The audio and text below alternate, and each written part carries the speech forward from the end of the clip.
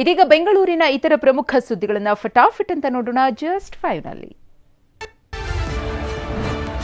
ಇಂದಿನಿಂದ ಐತಿಹಾಸಿಕ ಬೆಂಗಳೂರು ಕರಗ ಮಹೋತ್ಸವ ಆರಂಭವಾಗಿದೆ. ಧರ್ಮರಾಯ ಸ್ವಾಮಿ ದೇಗುಲದಲ್ಲಿ ಪೂಜಾ ಕೈಂಕರ್ಯಗಳು ಅದ್ದೂರಿಯಾಗಿ ಜರುಗ್ತಾ ಇವೆ. ಇವತ್ತಿನಿಂದ ಕರಗ ಮಹೋತ್ಸವ ಆರಂಭವಾಗಿದ್ದು ಧ್ವಜಾರೋಹಣ ನಡೆಯಲಿದೆ. ಏಪ್ರಿಲ್ 23ರಂದು ಶಕ್ತೋತ್ಸವ ಜರುಗಲಿದೆ. ರಾತ್ರಿ 12 ಗಂಟೆಗೆ ದ್ರೌಪದಮ್ಮನ ಕರಗ ಮೆರವಣಿಗೆ ಸಾಗಲಿದೆ. ಸೂಕ್ತ ದಾಖಲೆ ಇಲ್ಲದೆ ಸಾಗಿಸ್ತಾ ಇದ್ದ 2,93,00,000 ರೂಪಾಯಿ ಸೀಸ್ ಮಾಡಲಾಗಿದೆ. ಆನೇಕಲ್ ತಾಲೂಕಿನ ಹೆಬ್ಬಗೋಡಿಯ ಖಾಸಗಿ ಹೋಟೆಲ್ ಬಳಿ ಪೊಲೀಸರು ಜಪ್ತಿ ಮಾಡಿದ್ದಾರೆ. ಎಟಿಎಂಗೆ ಹಣ ಸಾಗಿಸುವ ಸಿಎಂಎಸ್ ಏಜೆನ್ಸಿಗೆ ಸೇರಿದ ವಾಹನದಲ್ಲಿ ಸೂಕ್ತ ದಾಖಲೆ ಇಲ್ಲದೆ ಭದ್ರತೆಯೂ ಇಲ್ಲದೆ ಹಣ ಸಾಗಿಸಲಾಗ್ತಾ ಇತ್ತು.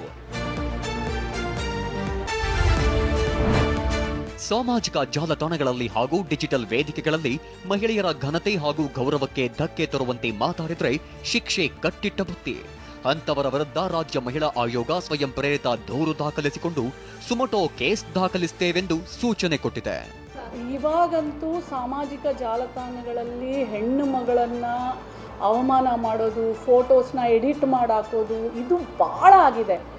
ಎಲ್ಲದಕ್ಕೂ ಕಾನೂನಿನ ಪ್ರಕಾರ ಶಿಕ್ಷೆಗೆ ಇವರೆಲ್ಲರೂ ಅರ್ಹರೇ.